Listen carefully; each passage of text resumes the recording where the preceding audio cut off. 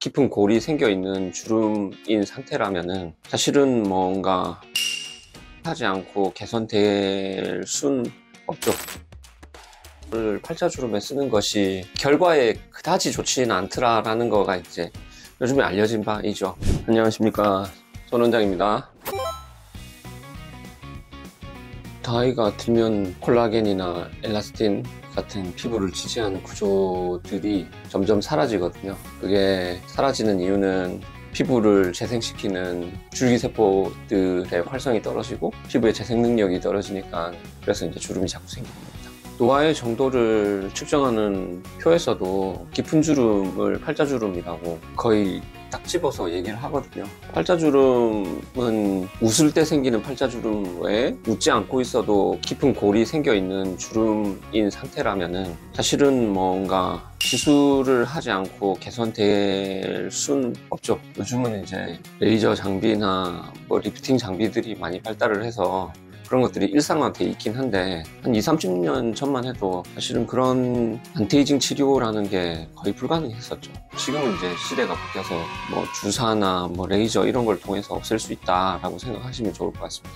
제일 대표적인 게 리프팅 장비, 에너지 디바이스라 하면 울세라나 써마지 같은 게 있을 거고, 다른 주사 시술 만약에 생각해 보시면 제일 간단한 건 그냥 필러 시술 같은 게 있겠죠.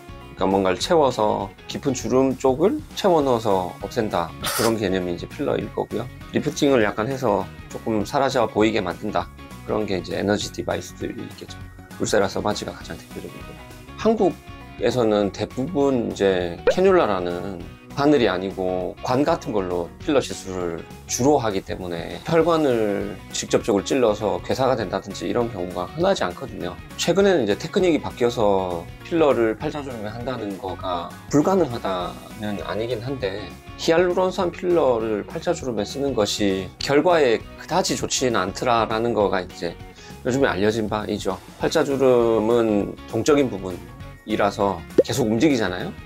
말하고 웃고, 그리고 뭐 음식을 먹는다든지 할 때 입 주변이라는 곳은 많이 움직이는 부분인데, 그러면 히알루론산 필러는 약간 미끄러운 재질이기 때문에 조금 이동하는 경우가 있을 수 있기 때문에, 그래서 괴사나 뭐 부작용 때문에라기보다는 히알루론산 필러를 팔자에 했을 때 움직일 가능성이 있기 때문에 조금 히알루론산 필러를 팔자에 쓰지 않는다라고 얘기를 하면 더 좋을 것 같습니다. 20대 분들이 생각하는 팔자주름이라는 거, 흔하게 제가 보는 케이스들은 웃을 때 생기는 팔자주름 같은 것도 없애달라고 얘기를 하시는 분들이 가끔은 있는데, 웃을 때 생기는 팔자주름 같은 건 없애기가 되게 힘들어요. 그걸 기준으로 시술을 하기가 어렵고, 생각해보면 그렇잖아요. 20대하고 50대 얼굴이 뭐 주름이라는 게 깊이의 차이가 있을 건데, 20대 분들이 원하는 정도는 굉장히 소량의 히알루론산 필러 같은 걸로도 개선이 가능한 정도를 얘기를 하는 거고, 50대 즈음이라면은 뭐 사용량이 많아지는 거죠. 사용량이 많아지거나 아니면 그 채우는 볼륨 시술 외에 다른 것들이 조금 더 필요한 경우가 많습니다.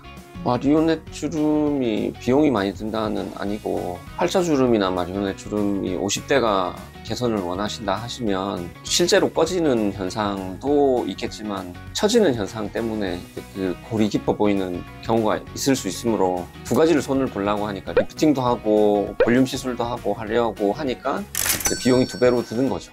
그래서 비용이 많이 든다고 생각하실 수 있겠습니다. 보통 살이 진짜로 많아졌다 하면 윤곽주사, 지방분해 주사가 요즘엔 이제 되게 다양하게 많이 출시가 되고 있어요. 그런 지방분해 주사를 해보시는 것이 도움이 되지 않을까라고 생각합니다.